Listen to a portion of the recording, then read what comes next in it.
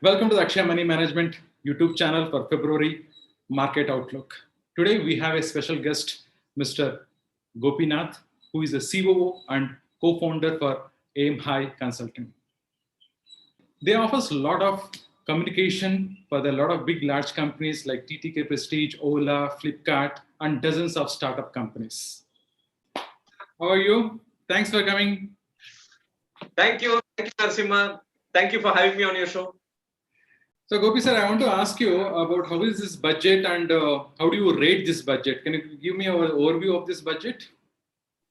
Yeah, so let me rate it first and then I may take 30 seconds to answer your question. Yeah, I would say it's a good budget, perhaps about 7 out of 10.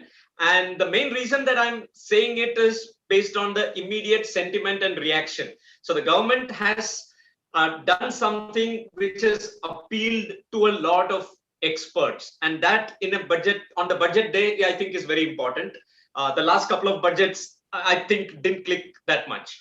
Yeah, specifically, I think it's a brilliant idea for the government to actually announce large spending. It's something that a lot of economists have been calling for in the run-up to the budget, and the government has delivered on that count, particularly in sectors like infrastructure and healthcare. I'm sure it's going to make a positive difference. I'm interested more about how is this ground reality business. So how do you see your business going on? Because when I met you in the last April, May, you said business are going into turbulence, and how you see your clients and your company. What is the forecast of that one? So it's a good question that you're asking, because the sentiment on the corporate side has been improving over the last couple of quarters. Like you have seen, markets are really exuberant, but these are private companies. So as far as our clients are concerned, most of them have bounced back. Some of them have benefited from the pandemic, especially in sectors like health tech and ed tech, and even maybe in some part of fintech. Pandemic has actually helped. But in general, things have bounced back. They are back to hiring. The business numbers are improving. However, it doesn't immediately mean good results for us, because a lot of these startups have investor directions to keep their spending very conservative, particularly in areas like marketing. Everybody has become a lot more cautious today because of whatever happened last year. So yeah, I mean, things are better, but it's not exactly what it was before the pandemic. Understood, sir. Better than last time. So because definitely. There's what we required in the stock market also, because in ground reality, if it improves, then obviously the fundamentals also goes up. Correct. Yeah, Narasimha, you asked me about the budget, and it is not an area of expertise for me. But now I want to ask you one or two things in your area of strength.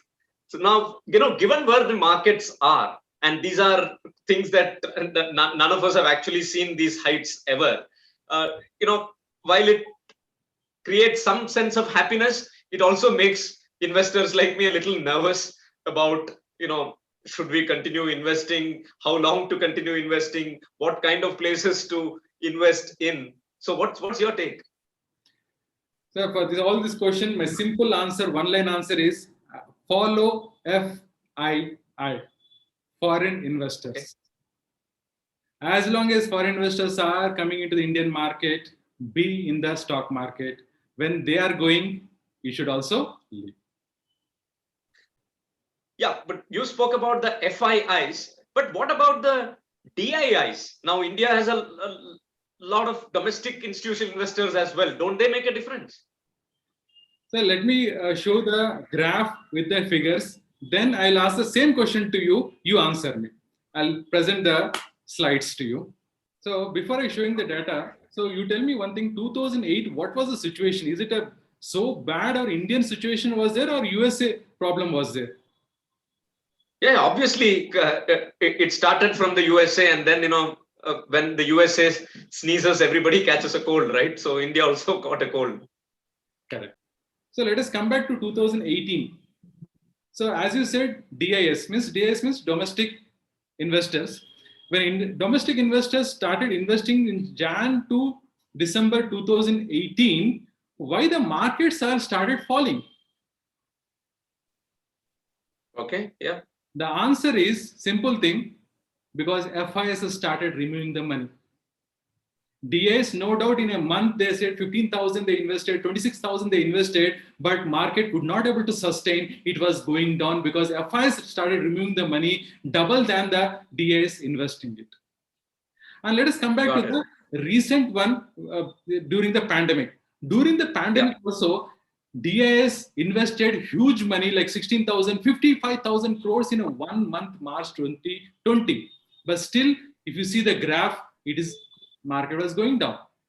The reason is FIs continuously removing the money. If 55,000 is coming into the domestic, FIs is a big people, they are removing the money like 65,000. So here in the two scenarios I've shown it, whether DI is investing or DI is removing the money, it is not mattering to the market. Let us see the third scenario. After DIS felt that the market is overheated as a fundamental when it gone to 30 PE, something like that, they started removing the money. If you see from the July onwards, every month 10,000 crores, 17,000 crores, 45,000 crores also they removed in the month. But in this period, markets are going up. When DIs are removing the market also, it is not affecting the market, because FIs is the major contributor for Indian market. Where they invested, market goes up. When they remove the money, markets are going down. This is 80%. I'm not saying every time. 80%. This is what is happening in the Indian market. Wow. So that's a very simple piece of advice for all investors. Correct. So this is what simple question. What you asked me, a simple answer I tell you with the numbers. Thank you, Narasimha. This is pretty useful. I mean, a lot of time the market discussions get complicated because this is not a fundamental. Fundamentals 40 PE, nobody should enter at all. Technical, we are entering into the new zone.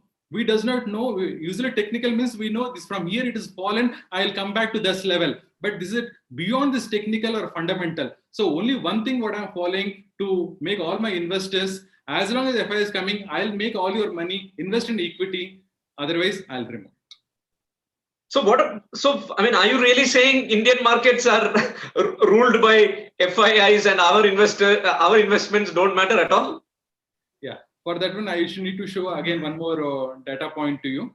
So let us see the developed countries and developing countries. Today, if you see financial assets in each country wise, USA has total $105 trillion. It is there in as a total assets. In that one, 74% is a financial assets. Same thing with the China. Out of 64 trillions, 53% is a financial assets. And if you see the Japan, Germany, UK, France, it is all 40% plus is there in the financial assets. Can you guess what is the Indian financial assets? Well, I know it is pretty low because in India people like to invest in gold and real estate and so on. Correct. So I know it will be pretty low. Yeah. So it is hardly a 5%. Wow. Okay. So definitely 5% cannot give the direction of the market. So I'll show the single picture. Hope you will understand this one. So a 5 years kid required somebody to show the direction. So we need to be matured enough. I can say all Indians today, if they start investing at least 50% of their savings into stock market or mutual funds, definitely I'll say we does not require to depend upon foreign investors. I'm waiting for that. But it will be a long time before that happens. Correct. So can I make a quick request? Yeah, please. Will you please make sure that I get to participate in the LIC IPO?